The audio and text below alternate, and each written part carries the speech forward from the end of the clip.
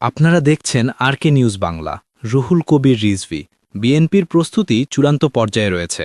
BNP একটি বৃহত্তম রাজনৈতিক দল, যে দলের বারবার নির্বাচন করার ইতিহাস আছে, ঐতিহ্য আছে এবং নির্বাচনের মাধ্যমে সরকার গঠন করারও অনেক ইতিহাস ঐতিহ্য আছে।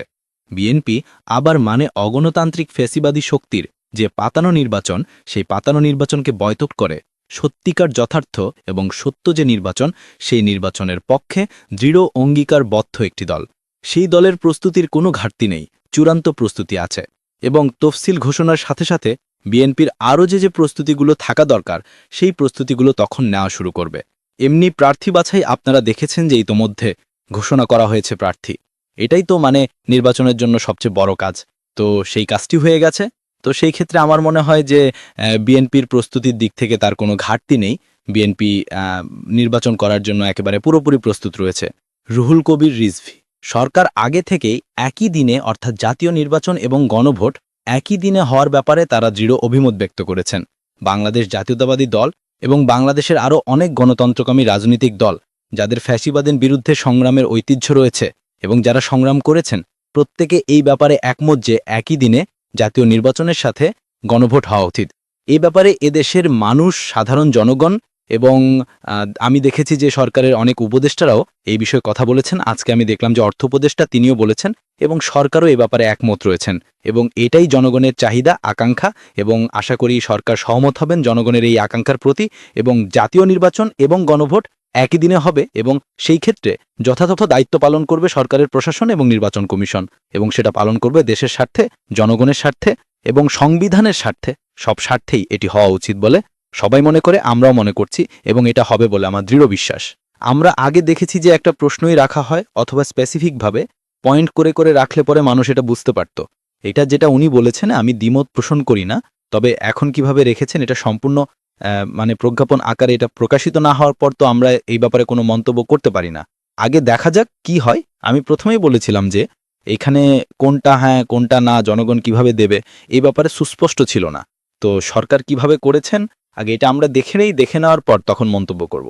আমি তো এমনি দেখি না, সাধারণ মানুষের মধ্যে কেউ কোনো শঙ্কা দেখছেন বলে আমি মনে করি না। বাংলাদেশ জাতীয়তাবাদী দলও মনে করে না যে এই ব্যাপারে কোনো শঙ্কা আছে।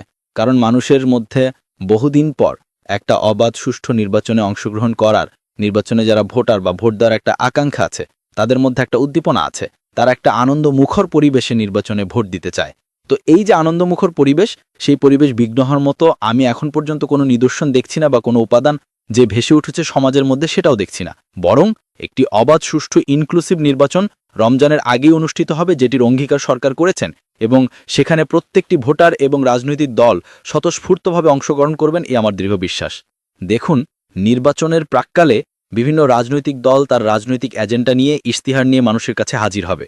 মানুষই বিবেচনা করবে যে কোন দলটির দেশে সুশাসন করার ঐতিহ্য আছে, কোন দলটি দেশের প্রত্যেকটি ইতিবাচক যে পলিটিক্যাল ডেভেলপমেন্ট তার সাথে সম্পর্কযুক্ত ছিল।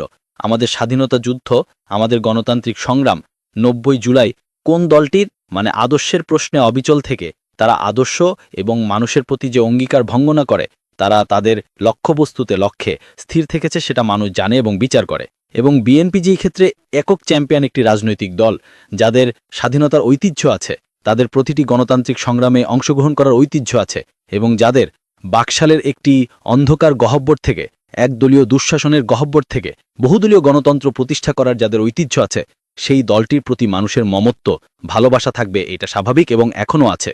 এবং আমার বিশ্বাস সেই ঐতিহ্যের ধারাবাহিকতায় এবং আমাদের ইতিমধ্যে যে সমস্ত ইতিবাচক কর্মকাণ্ড বাংলাদেশ জাতীয়তাবাদী দল করেছে গণতন্ত্র উদ্ধারের প্রশ্নে, এবং যখন ক্ষমতায় ছিল বিভিন্ন ধরনের মানবিক এবং জনগণের সেবামূলক যে কাজ, জনগণের কল্যাণে যে কাজগুলো লাগে, অর্থাৎ তার শিক্ষা স্বাস্থ্য ব্যবস্থায় বিএনপির যে অবদান, এই সবগুলোকে তো জনগণ বিচার বিবেচনা করবে। বিচার বিবেচনা করে সেটিকে তারা তখন তাদের রায় দেবে যে কারা জনগণের সাথে থাকবে।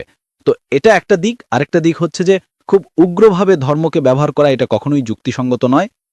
ভোটের জন্য মানুষকে মানুষের মনকে বিভিন্নভাবে অরাজনৈতিক কায়দায়, আমি বলবো যে অরাজনৈতিক কায়দায় প্রভাবিত করার কোনো সুযোগ নেই। আপনাকে আপনার কৃতকর্ম দিয়ে এবং আপনারা রাজনৈতিকভাবে কখন কি করেছেন সেই বিষয়গুলো কিন্তু মানুষ জানে। তো সুতরাং সেইগুলোকে কেন আপনারা সেটা করেছিলেন সেটি এখন জনগণের মন থেকে দূর করতে হলে জনগণের কাছে আপনাদের দুঃখ প্রকাশ করতে হবে, আপনাদেরকে সেটা জানাতে হবে এবং সে ব্যাপারে আপনারা নতুন করে আপনাদেরকে অঙ্গীকার করতে হবে।